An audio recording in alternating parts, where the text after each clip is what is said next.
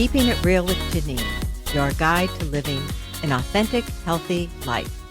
I'm Janine Strong, sharing with you inspiring conversations with ordinary folks leading extraordinary lives. And I think you will enjoy today's conversation with Hollister Rand, whose recently released book, Everything You Wanted to Know About the Afterlife But Were Afraid to Ask, provides insights and answers to many questions surrounding life after death. Hollister Rand is a medium who has provided detailed messages from the spirit world for more than 25 years. Her book tackles a wide spectrum of concepts with candor and wit. We always like that. Busting myths and shedding light on a somewhat taboo topic. Beginning with, is there really an afterlife? And continuing down the road with, does romantic love exist in the afterlife? Something I'd like to know. Hollister's Guide to the Afterlife addresses the concerns of the living with the no-nonsense wisdom of the spirits. This should be a lot of fun. Hi, Hollister. How are you? Oh, I'm doing very well. Thanks so much for having me on the podcast today. Oh, you're welcome. It's been so much fun for me because recently in the last 6 months, publishers have started contacting me with their authors and asking if I want to have them on the podcast. And it's been really fun to have lots of different people that I may not in other ways have been able to connect with. So this is a lot of fun for me. Well, this is delightful, and I'm glad to have the opportunity to tell your listeners about the new book, Everything You Wanted to Know About the Afterlife, But Were Afraid to Ask. And, you know, I'm so thrilled because it has been #1 on Amazon's new releases for metaphysical and occult and channeling. And, you know, it's so exciting that here in the middle of a very difficult time, this book can be an answer to that, to the situation we find ourselves in. Yes, it is very pertinent to what we're dealing with right now. That's for sure. Well, let's start with you as a child. I'm wondering, did you exhibit, my mouth wasn't working too well there. Did you exhibit psychic abilities as a child, or when did you come to realize that you had these abilities? Well, as a kid, I thought I was like everybody else, or everybody else was like me. Because as a kid, you don't want to be different, right? You just kind of want to fit into your family, or, you know, when you go to school and that kind of thing. But unfortunately, or fortunately now, but back then I had spirits showing up in my bedroom at night. And some spirits I recognized, like my grandfather, and other spirits I did not. There were those in the hallway coming up to my room. So I really didn't have a place to understand what was going on with me, because I soon realized, hey, wait a minute, not everybody is experiencing this like I am. So all of a sudden I realized as a kid, I'm different. This is not such a good idea. Now, I'm curious with what you know now about this topic. Do you have any sense of why this was happening to you? Why you were open to this, or why the spirits were drawn to you? First of all, I do think that all children are sensitive to spirits. And I've discovered that, over the last 25 years I've been doing this, meeting more and more parents who consider themselves spiritual and do not try to explain away the sensitivity of their children, or, instill fear in their children, but rather want to support their children's sensitivity. So I find it's very helpful to have these parents in my workshops so that they can learn to understand how to manage these energies and the spirits in their kids' lives. I've been finding, I think it's much more common now than it was when I was a kid to support any kind of opening of psychic abilities or intuition. Yes, thankfully. I am so relieved. It's been exciting to see this in my life, and to watch the difference between what I went through and the support that comes forward for kids now. So yeah, this is a very exciting time, and I'm glad to be part of it. Mm-hmm.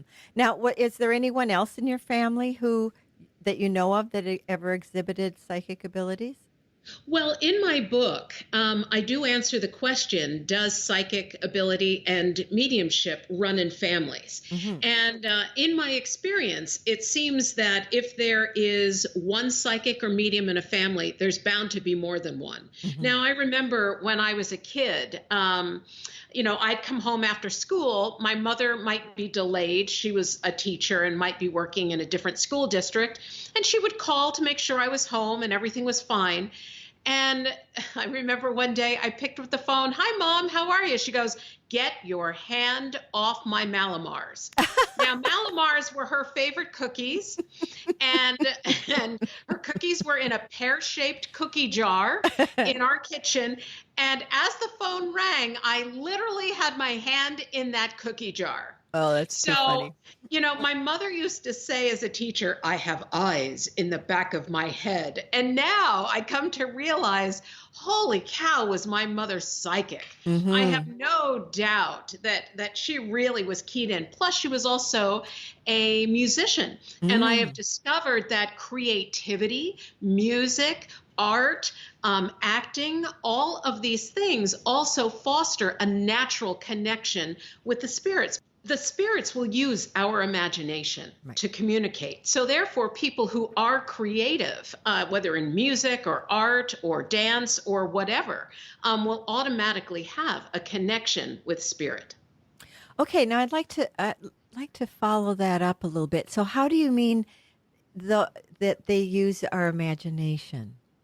Well, one of the questions that I answer in the book, there are 64 questions that I answer. And one of the questions is it spirit or my imagination? Mm-hmm. People will ask me all the time, is spirit, contacting me, or am I making this up? And one of the reasons that there is confusion around this is the spirits will use the function of our imagination. In other words, the ability to see things on the screen of our minds, or the ability to be drawn to things, or to appreciate music and all of those things, to let themselves be known. So we may really think that we're making it up, but what I've come to learn over time is the spirits use the function of our creativity, our imagination, to let themselves be known to us. Mm-hmm. Interesting. And it's my understanding that they can't interfere in our lives, that we have to invite them. Is that what you found also, or? Well, what I would say, and I also answer this in the book, so I just want your listeners to know that I'm sort of giving you the cliff notes, the really shortened version of these answers. Right. Otherwise I read the book also. So there's an audio version of the book. So I have read it, so I know how in-depth the answers are. Whoops. I'm sorry, my little dog just jumped up on my lap. That's that was okay. A surprise. What kind of a dog, may I ask? Too bad we don't have video, because I know your audience would just love I have 3 little dogs. Aww. And they're all under 5 pounds. Oh my goodness. Yeah, I have a troop of Chihuahuas. Anyway, so now I have forgotten the question. So if you could go back and ask me again what it was, that would be great. Okay, let's hold on. I don't want to have I always seem to have a senior moment on every podcast conversation these days. So let's see. So you said the book was Audible. You're done it out loud, and you were saying that these are the cliff notes. Yes, so these are the in-depth answers. So asking whether people, whether creativity and all of that, I think we've covered that. I know what it was. I was asking about being able to interfere. Oh, yes. So the answer to this question is the short form is the spirits can intervene, but they can't interfere with our free will. So there's intervention, but not interference. And I think that that's a really important point. We have free will to run our lives, and ultimately, we are personally responsible for how we manifest our lives on this earth plane. But our loved ones in spirit and our guides and angels can help draw us to something that could be very helpful, can move people into our lives, that can shift and change our lives. But we do also have to be willing to accept these things. Right, right, right. Do you feel, I know I have a team, and they are, since in the last, I don't know how many years, but when since I've really been connecting with them and asking them for help, they are just so on it all the time. And they're always helping me to find things. Does everybody have a team that is there, that if you just ask them, they're dying to help? Well, they're actually living to help is Right. what they are. And the truth is, we all have an entourage. All of us That's what I thought. have a spirit entourage. We all have helpers. And those helpers, what's interesting is during a session, I may have 4 or 5 spirits show up, and they will each let the listener know who they are and what they're doing in their lives. And sometimes it's an unlikely helper. So I'm remembering a father who died of alcoholism, who actually in spirit told his daughter that he was inspiring people in a church to raise money for her son to go to a rehab because he was having trouble with drugs. So it's really interesting how much help there is.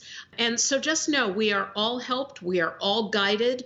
And some spirits are with us for a lifetime. Some come to help just for a short period of time, given, something that we choose to do. But what I would say is what's most important right now to know is that as people are in hospitals and there's this idea of people dying alone, nobody dies alone. That is just not on the spirit's watch. They don't. No one dies alone. So as people are passing, their loved ones in spirit, their angels, their guides, their entourage is there. Come on, let's go together. And so no one passes alone. It's very hard for us, not to be there. Right. But I just want you to know we have a complete group. I have seen people who are musicians. One woman, a musician, was doing Woody Guthrie songs. Well, Woody Guthrie showed up in her reading because she was just about to step out and do a concert. Well, I just want you to know that everybody who's researching a vaccine, I was doing a reading, and for some reason, Jonas Salk showed up. And this was, I think it was in January or February, and I thought, why is he here? Interesting. Well, here we are. We're in search of a vaccine now. So I just want you to know that the spirits are on it. They are guiding the healthcare professionals. They are guiding the researchers. They are inspiring those who have the capability to help, to put things together in a way that they might not have normally. I think that's a really important point, because I know quite a few people who have been just so upset because their a loved one has passed and they weren't able to be there with them, and their fear is that they died alone and that no one should have to die alone. So I'm really glad you brought that up. Well, no one should die alone, and no one does die alone. So that's, if I can, if I can get that message out, that's really important. I think so. And we do all have, I call it a team, I call mine Team Janine. But you do have to, they want to help. They want to be there for you, but you also have to listen and you have to act on it. Well, in my book, I have some exercises that people can do to get on board with their team, because your team is on board with you. Your entourage is already there. However, it's important for us to become more sensitive. And people will say to me, Hollister, do the spirits ever complain? Do they ever get annoyed at us here on the earth plane?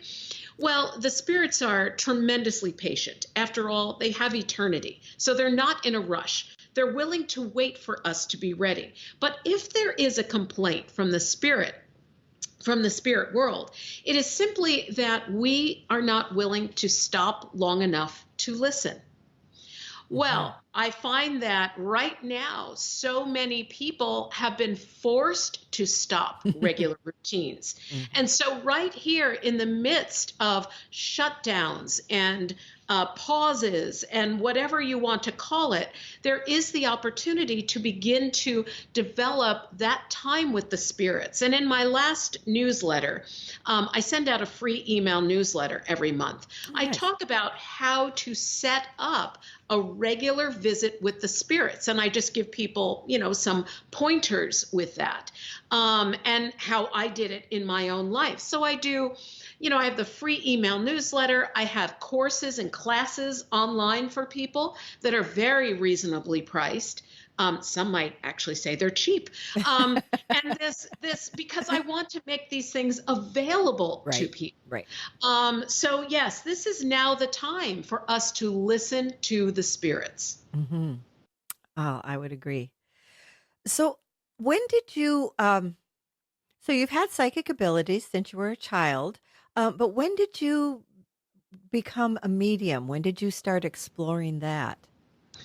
Well, it wasn't kind of a happy thing really for me. I did my best to shut it down.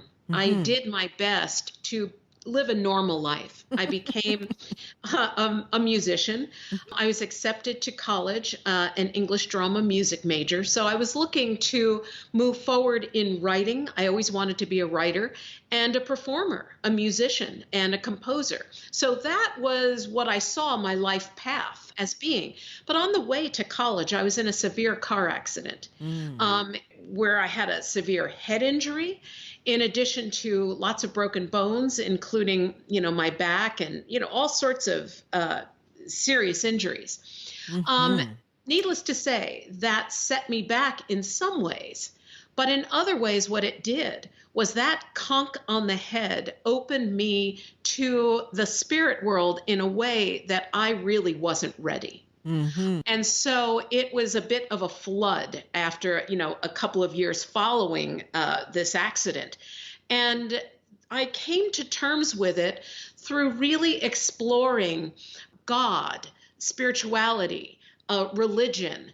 I tried to find a framework that would work. And eventually I moved out to California and ran into other psychics and mediums. And thankfully, I found my tribe. And I was so relieved. I thought, people who are like me. I'm not like the weirdo on the block anymore. I mean, it was weird. Oh my God, it was such a relief. And I just want people who come to my classes, we leave words like weirdo, oddball, strange at the door. Like, we're not allowed to use those words. Usually people have a jar where they have to put 25 cents in if they swear. In my workshops, there's a jar of people say, this is weird. Or I'm like, okay, you got to put a quarter in the jar. Because when we find our tribe, we can let go of some of these pejorative words that we've used to describe ourselves. Yes. And really, what is normal? It's so relative.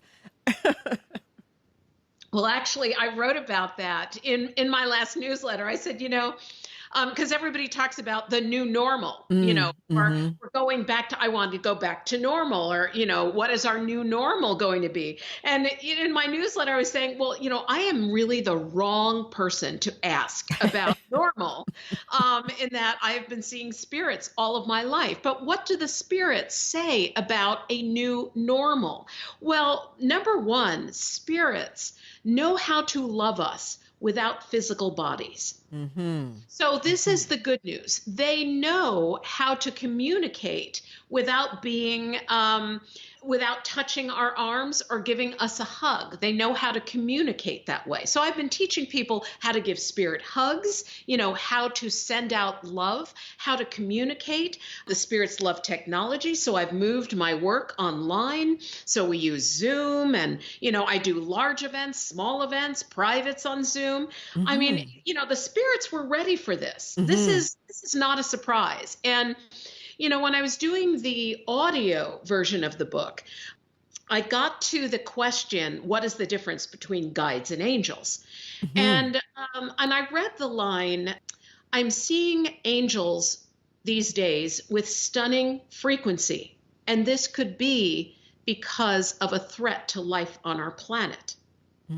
Now that book, I wrote this book, as you know, Janine, there's plenty of time between writing a book, getting it edited, bringing it to a publisher, all of that. Yes. So I think I could have written those words 18 months to 2 years ago, even. And when I got there, as I was reading the book, I got so choked up and that I couldn't go on. And I said to the producer, I said, you know what, let's pick this up tomorrow.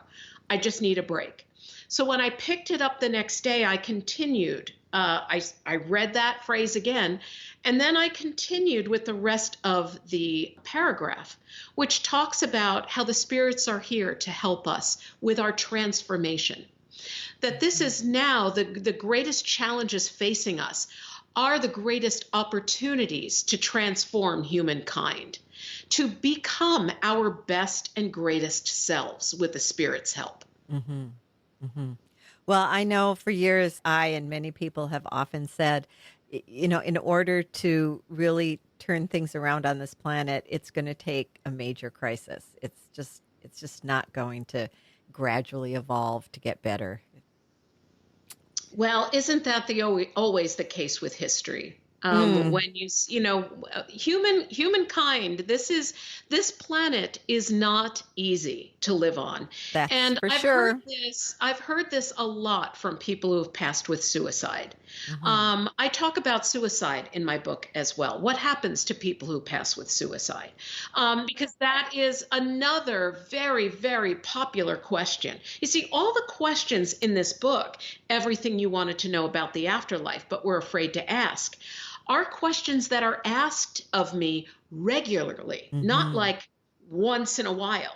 These are questions that have been asked repeatedly at events or via email or anywhere that I'm in public. And what I found over the years is that the most interesting questions were questions people asked me after the event was over. They didn't want to ask it in front of a group.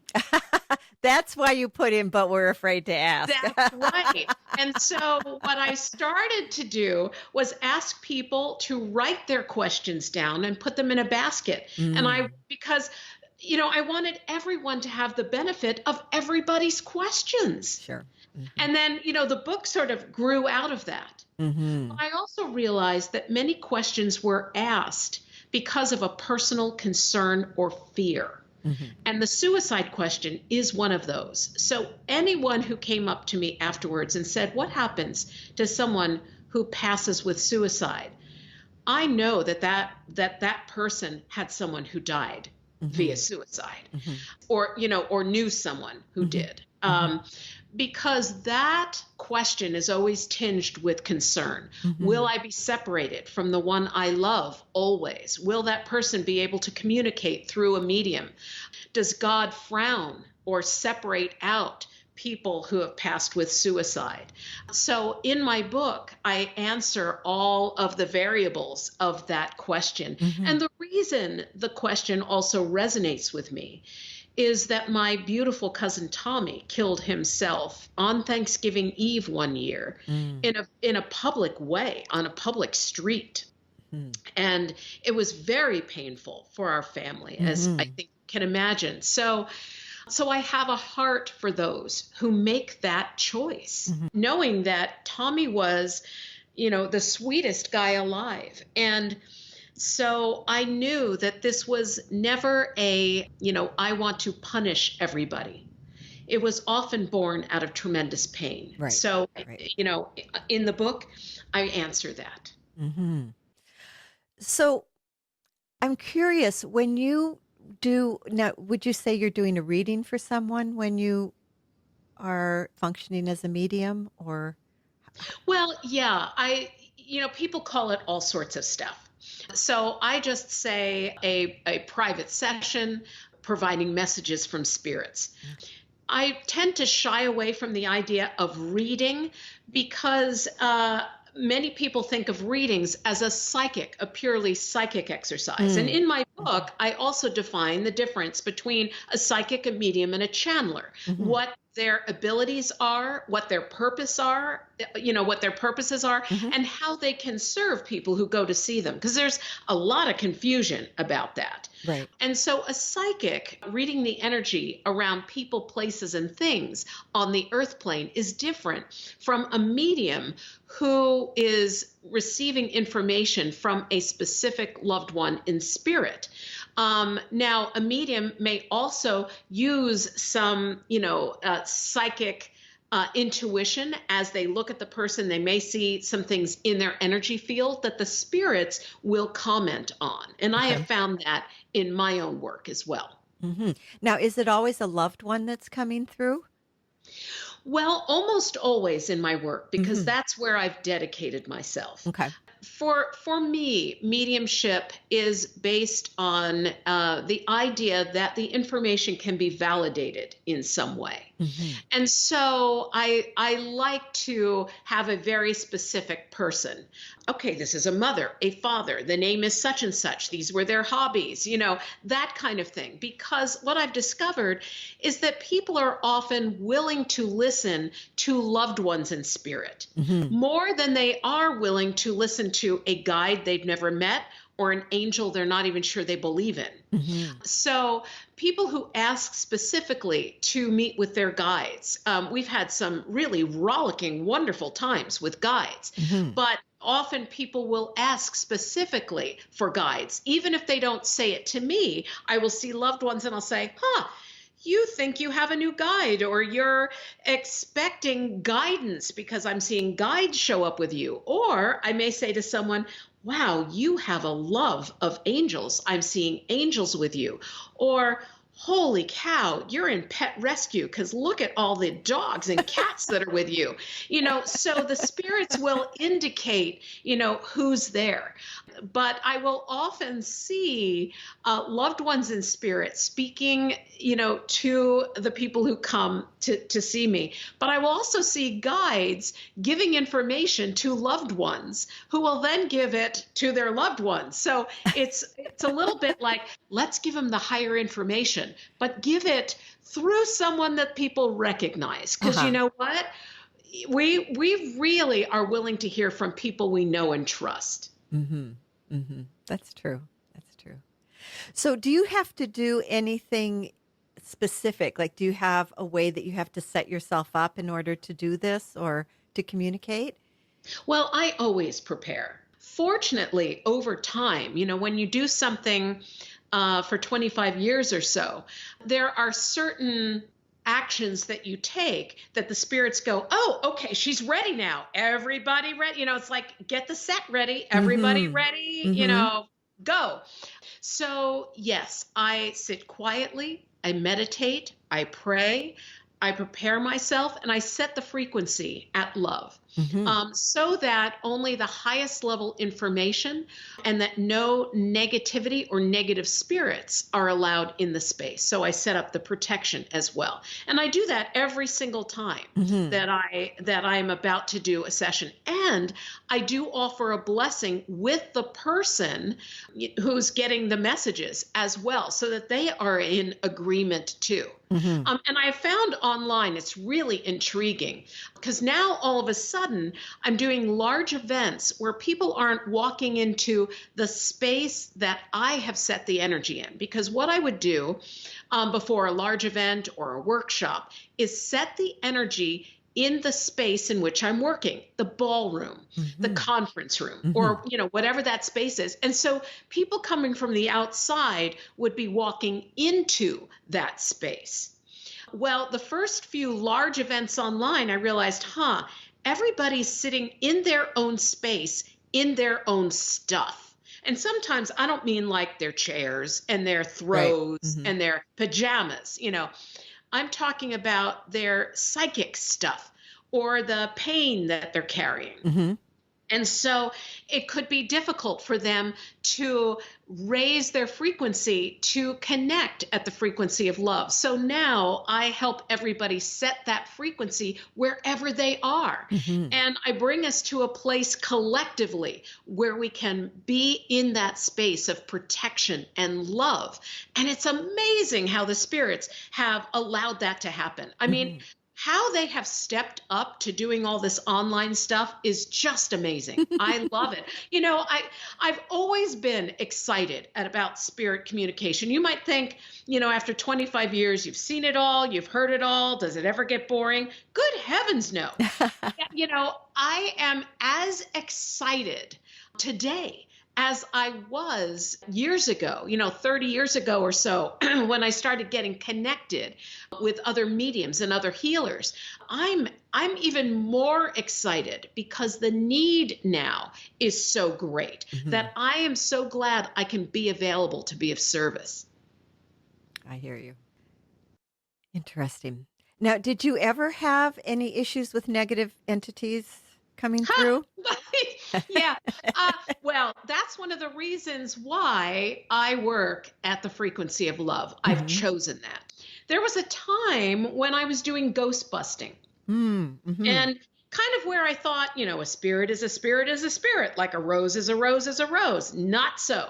Just as there are many varieties of roses, and there are roses with lots of thorns and roses without thorns. I have to tell you, there are spirits of every stripe, just as there are people of every kind on this earth plane. And as one young man in spirit told me, dying doesn't make you nice. Well, so I found myself going out on calls with other mediums and, dealing with situations that were, with spirits who didn't want to leave a place or, just were of the nasty, they had an axe to grind kind of thing. And I realized after time that I did not want to work this way, that I really had a heart for healing, for higher vibrational, for shifting energy on the earth planet, on the planet Earth, and being part of that movement. So that's what I chose to do. And I talk about the differences between ghosts and spirits in the book as well. Well, also, I think when you're dealing with, because I've had close people who used to do that kind of thing too, and they would always be so drained and exhausted afterwards. And it's just, from my perspective, it's not very good for your health. I have known some Ghostbusters who have, even with protection, have suffered some challenges, physical challenges due to this. So I'm glad I got out of it. And I commend those people who work very hard to bring conflicted spirits to the light. These mediums who work in rescue, God bless them. And they do work that I have chosen not to do. So when you do have a session or a class, how do you feel afterwards? Do you feel tired or drained at all, or do you feel energized? Well, it's a bit of both. The spirits are, first of all, the high level frequencies are very high. It's almost like a mini earthquake to your body, and our bodies aren't meant to vibrate at that frequency for very long. Okay. So I limit how much I work, and I limit how many events I do. Energy management is very important if you are a working medium. It used to be that mediums would go into work in their 40s or 50s or even 60s after they'd had a career in something else. And now what's happening is people are starting younger and younger and younger. So in my workshops, I help people learn how to manage their energy and be connected with the spirits so that they don't completely exhaust themselves. So I may feel energized. And one of the things that was really challenging for me, because I travel a lot with this work, is travel, has become very, very difficult. Right now, of course, nobody's traveling. But I mean, I would travel 2 to 3 weeks out of a month.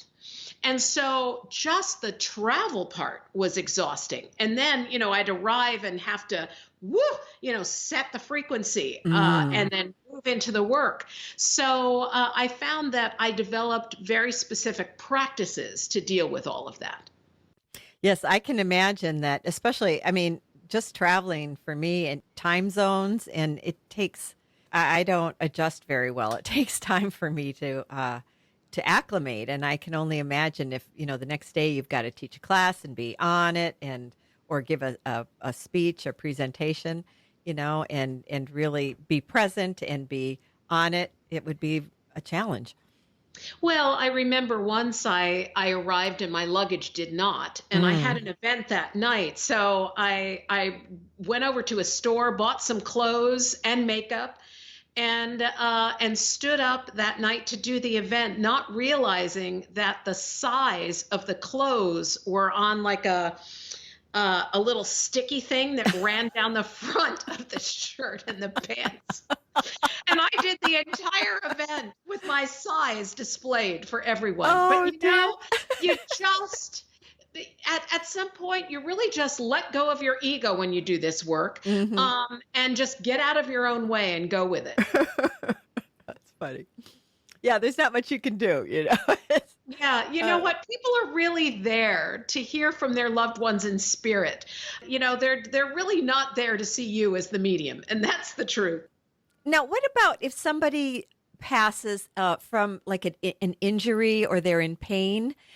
How does that transfer into the afterlife, or Well, is that is also one of the questions that I answer in the book at length. The good news is that we do not continue to suffer in the spirit world, in the afterlife, without a physical body, the way we do suffer here in the physical body. And this is really important for a couple of reasons. The spirits will often speak to me to give a message which reframes their death. So, do you have an example? Yes, there was a young man who who had an accident with fireworks and caught on fire. And his parents saw him running across a field on fire, and that's how he died. And so they kept telling themselves how much pain he was in, what a tragedy, how horrific. I mean, what a traumatic thing to have happen.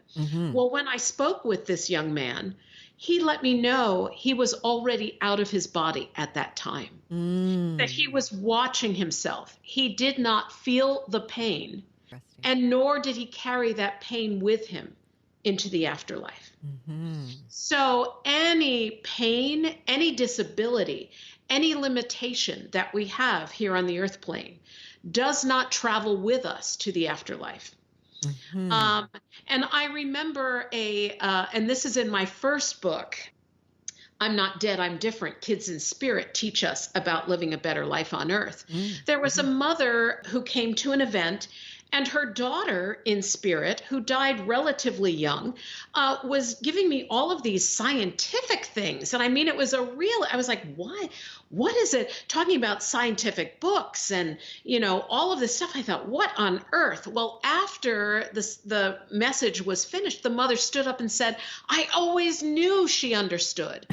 And what I came to find out was this woman who was brilliant and had, I think, at least 2 PhDs, if not 3, gave birth to a daughter who had limited intelligence. Okay. And yet she read her daughter all of these technical books, all of these scientific books, as though she understood, because she believed that she did. And when this daughter passed, she was giving us everything that her mother had taught her. to let her mother know, Mom, you were right. I was whole. I did understand, even though I had a physical challenge, that in my spirit, I was whole. Interesting. Interesting.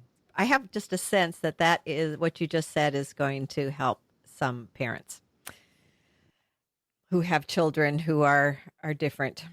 My first book was really written for everybody because it talks about the different ways people can pass suicide, accidental, all, and it sort of runs through all of the possible ways we can pass, because I wanted the book to relate to everybody.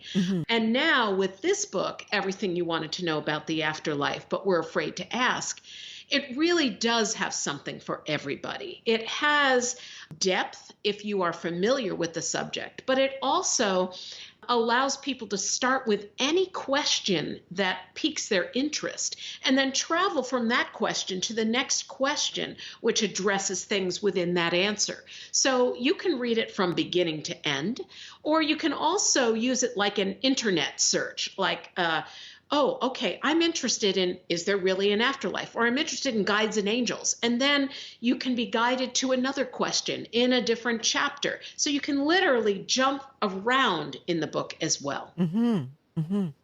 Cool. It sounds like you like the format of questions. Well, isn't that how we learn? It's true. True. I mean, I really do. First of all, I am so curious. I'm curious myself. And so no matter who I'm out to dinner with, no matter where I am, I prefer not to tell people what I do so that I can ask them questions about themselves, because I am so interested in people and I'm interested in life and what people think. So of course I'm going to be a medium. I'm very interested in what the spirits have to say. I'm intensely curious. And so this book is also a natural outgrowth of my own curiosity. Now, Hollister, you just said you mentioned going out to dinner with somebody, so a question came to my mind. If you're with someone just casually, and you do you ever get messages from spirits for them? Not anymore, because I'm clap on, clap off. Okay. Could you imagine living your life, running around the world, giving people messages who don't even know who you are and may not even be open to it? Right. That's just, this work is a work of mutual respect. It just doesn't happen that way. Okay. And as I said, I prepare myself for communication at the frequency of divine love. That takes preparation. And I also am not willing to open myself up in a way in the middle of a crowded room of, strangers, because all of their spirits are with them as well. Remember, everybody has an entourage. So, but now that being said, do I think that conversation is influenced by spirit? Yeah, I do. And I think that's the way with everybody. I think that there's a constant back and forth if we're open to it. And I had a friend of mine say to me on the other day on the phone, he goes, I can tell when you're talking to me as Holly, and I can tell when you're talking to me as Hollister Rand. So, he said there's just a shift in your voice. And I realized that in my daily life, even when I'm talking with people, I shift into listening mode or receptive mode, so that our conversation can be elevated. So it's not, oh yeah, I have your mother, your father, your sister, your brother, your dog, your guide, your angel, but where I am willing to have conversation which is hopeful and helpful with my dear friends. And I think we can all aspire to that. I don't think that that's just something for me. I think that we can all, if we dedicate ourselves to be helpful, to be supportive, to be loving, and to be kind, I think that all communication can be highly influenced by the highest and best spirits in the universe. Interesting. Now, you mentioned dog. Do you communicate with animals? Oh, yes, I do. And I do love it. I originally really wanted to be an animal communicator. So I wanted to communicate with animals on the earth plane. Mm-hmm. It was a terrible irony when I realized that the only animals I actually could communicate with were those who had died. Hmm. Now, however, I mean, that is sheer delight for me Mm-hmm. because I love the animals. And these days, animals are not pets. They are family members, Mm-hmm. and they will Mm-hmm. come as family members, and they will comment on what else is going on in the family. And pets in spirit may also bring to us pets that we need at this time. And my newest pet, Kala, I call her Corona Kala. I got her just before the pandemic broke here in the United States. And she was unadoptable in that she's totally unsocialized. Aw. So she wasn't letting anybody get within 6 feet of her. Mm-hmm. So I thought, well, I mean, this is apparently the perfect dog for this time. She's 1.8 pounds and will eat your face off. Oh my God, Yeah. 1.8 pounds. Oh, yeah. No, it's ridiculous. But you wouldn't know that when she is just a bundle of fury. But we have really been training together and we're going for walks together. And it's really interesting to see how the change has come with her. And I thought, my goodness, how interesting that she came to me at this place and time. When I was thinking, when I got her, I thought, I don't know if this is a dog that's meant for me because I'm out with people all the time. I have to have my other two dogs sit in people's laps and comfort them. This dog, really was just not that kind. I thought, what on earth? But the training of her, the working with her has really given me a focus and a joy during this time that I couldn't have imagined. Mm-hmm.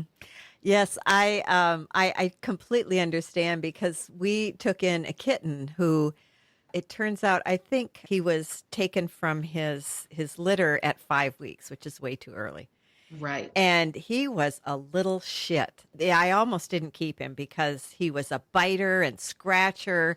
Right. And he was a pain. The other cats didn't like him at all. And I just put the work in, for some reason, I just knew he was worth working with and savable. And he was a lot of work, but now he's just so sweet and loving. And he loves to, when I put my hands out, he knows that means I'm going to pick him up and put him on my shoulder. And he, Yes. and he, and he's just so lovable.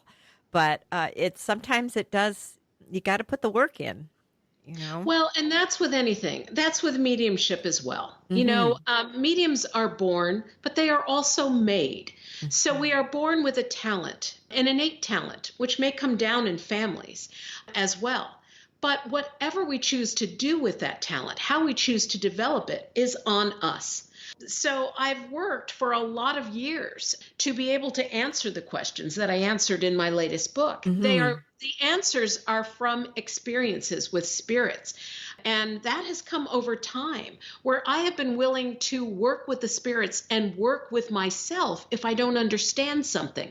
And I've been willing to stumble and try things, even if I thought maybe they won't work, because this way I can now guide people to avoid some of the pitfalls, that I discovered myself. Mm-hmm.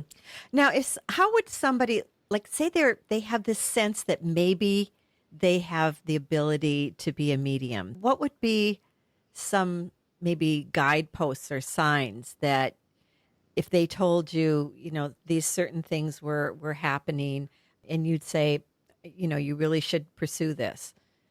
Well, that's a very broad question because many people who take my workshops do not go on to become professional mediums. Many take it thinking, I want to connect with my own loved ones, perhaps. And then they discover in the course of the workshops, oh, wait a minute, I'm actually getting messages for other people in the group that are hopeful and helpful. So all of a sudden it goes from being a work of self-service to being a work of service. And also, why not develop what is a natural ability that can help us be more attuned to our own guidance in life? Mm-hmm. So people plug a GPS in their car, or cars come with GPS. I remember years ago using like a Thomas guide to get around, which Oh, seems so yes. rudimentary. Well, right now we have the opportunity to have a spirit GPS in our lives. So why not learn to plug in? Mm-hmm. Now, what I've noticed in my workshops is many people who come and show up are empaths, people who feel things very deeply and may Mm. have difficulty separating out what's my feeling, what someone else is feeling. So I find that in my workshops, I help people to manage their sensitivities, to learn to protect themselves, ground themselves, so that then they're not overwhelmed by sensitivity, but Mm-hmm. are able to use that to connect with spirits. So that's a very, it's kind of a broad question. Now, as far as pointing out mediums, you should be a medium or you are a medium. I remember I was doing a large event, and there was a young man in the audience. And I said to him in a message, you will soon be doing what I'm doing. And sure enough, he did. He became a professional medium. And one of my students in the class noticed that as I was speaking, a golden figure separated itself from me and moved over and stood next to that young man. Hmm. And I have no doubt that one of the guides that I work with moved to work with that young man. So I realized, oh my goodness, the guides will work with me, will train and work with a medium, and then will also help other mediums. So there are different levels to developing your ability. Mm-hmm. Some will move on to be professional, and some will not. It's kind of the difference between people who sing in the shower but enjoy the heck out of it, and other people who sing at Carnegie Hall. But within that huge spread, there is the opportunity to be connected and enjoy. Mm-hmm. Mm-hmm. That's a good metaphor. I was thinking when you were talking about whether what you're feeling is yours or from someone else. For some reason, throughout my life, I feel like I tune into a sadness that's not mine, and I've had to like ask, okay, so is this me or am I picking up on what's going on outside of me? And sometimes I'll get, well, it's 10% you, but the rest is you're picking up on others. And I think that's good to know if you are picking up on others or if it's yours, because it makes a difference in how you handle it, whether it's. Well, especially now. I mean, Mm-hmm. right now, for the first time in my lifetime, the entire world is suffering grief of some sort. Right. Whether it's loss of a loved one, loss of a job, loss of what life used to be like, loss is very present.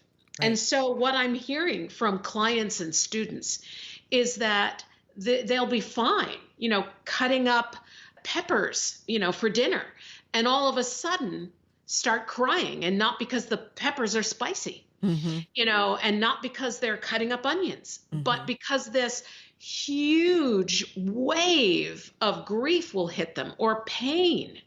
So one of the things that I work with people with is how to build up the energy around themselves so that they know what is them, what is not them, Mm-hmm. that things are not hitting them right in their heart area, in, where their empathy lies.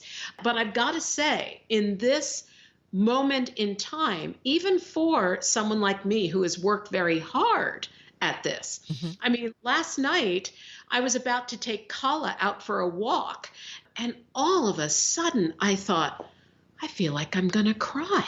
I mean, Mm-hmm. I thought, holy cow.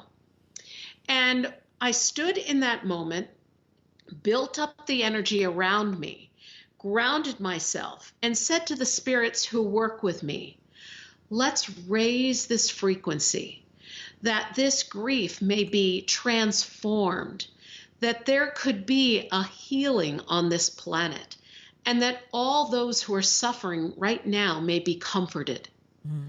And so moving from this overwhelming grief, moving it out from my physical body and letting it go, but asking that the spirits help transform it, and also that I be part of the solution. It did transform it. Kala and I never went out for that walk, however, because I did get sidetracked. But yeah, we all have that ability to give the spirits a place here on the earth plane so that change, transformation, and release of pain can occur. That's a beautiful way to handle that. I really like what you did because, if you ascribe to that we are all one, that we are all connected, even if your life is, basically okay during this time, you're going to feel, it's so overwhelming, the number of people who are in distress, who are in pain. And it's, you're going to feel that probably. Yes. Well, one of the things I've learned with working with the spirits is that there's the family network, the friends and family network. Now, Sprint came up with that, but I think that is brilliant. And this isn't just marketing. The friends and family in our network are connected with other networks. We are indeed networked together. And so pain and joy will travel on the same lines. And so the more that we can shift what we are putting out, the more that can ripple along these lines of network and affect everybody.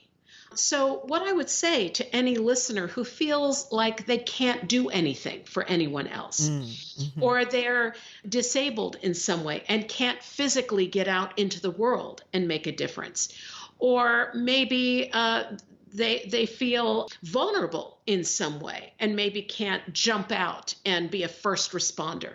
It doesn't matter what your circumstance is. You can have a profound effect on the world by shifting the energy within yourself and inviting the spirits to really help and be helpful components here on this earth plane. Well said. Well said. Gee, to me, that sounds like a wonderful way to end our conversation. Well, yeah, I can keep talking forever for spirits, but I just would love to leave people on a note of encouragement. We are not victims here. We can really change everything. And I think that's important to remember because it's even sometimes I find myself slipping into victim mode, and I know I'm not a victim. I'm quite clear on that we are not victims. But, sometimes you just kind of slip into that. Hollister, how can people, first of all, get your book? It is available now, I believe, right? Yes. Okay. It was published on the 5th, May 5th. And if you are supporting a local bookstore, you could always order it through there. Of course, all my book signings and book events have been canceled or moved online. But you can also order from Amazon.com, Barnes & Noble, Target.com, and Walmart. So they are all distributing the book. Great. And you can visit me online at HollisterRand.com. That's HollisterRand.com. Okay. I'm also on Facebook, and I'm doing Facebook Live events, which are always fun. I'm doing some free events online. You buy the book, you get a ticket to an online event. I do private sessions, small groups, family circles. All of this is online. I'm a working, accessible medium. I'm not living in some ivory tower, although I am on a second story right now in a building. But we can be connected during this time. Awesome. So probably going to your website then, HollisterRand.com, is the best way to connect with you for a session, a private session, or your classes, or... Yeah, my classes, people can get more information about that. Sign up for my free email newsletter. Yeah, the website, HollisterRand.com, is the portal to everything else. Awesome. Great. Okay. Well, this has been really fun. I've enjoyed it, and I have certainly learned some great things. I got your book kind of late to actually, be able to read it before our conversation, but I was able to skim it, and now I'm going to read it. Although I like Audible. Which do you prefer? Your Audible version or your Well, you printed? know what? People should look at the reviews because somebody did the Audible version on Amazon and, talked about it very, like they loved it. So I think if you like the sound of my voice, I guess that's probably the deciding factor. If my voice sounds comforting to you, or if it's something you think you could listen to, get the Audible book. Otherwise, if you want a book that you can flip around in, then perhaps an actual hard copy of the book might be the way to go. So it depends on preferences. So take a look at the reviews on Amazon. It might give you a clue as to which might be best for you. I like Audible books, and I especially like it when the author is the reader, the narrator. Well, that's what Simon & Schuster told me, that, people will love it because you're the one reading it. I went, okay, I'll do it. Right. And you know where certain inflections should go, and because you're the one who wrote it. Well, yes, I would say, yes, I wrote it, but there was a spirit component to it, because I do have to say, I was surprised at some of the things I was reading. I would read it and go, oh, I don't remember writing that. That's great. Oh, that's great. Well, Hollister, this has been a lot of fun and hopefully comforting for many people.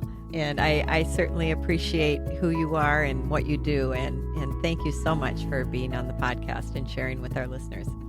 Well, thank you for having me here today. Oh, you're very welcome. You take care. You too. Bye. Bye.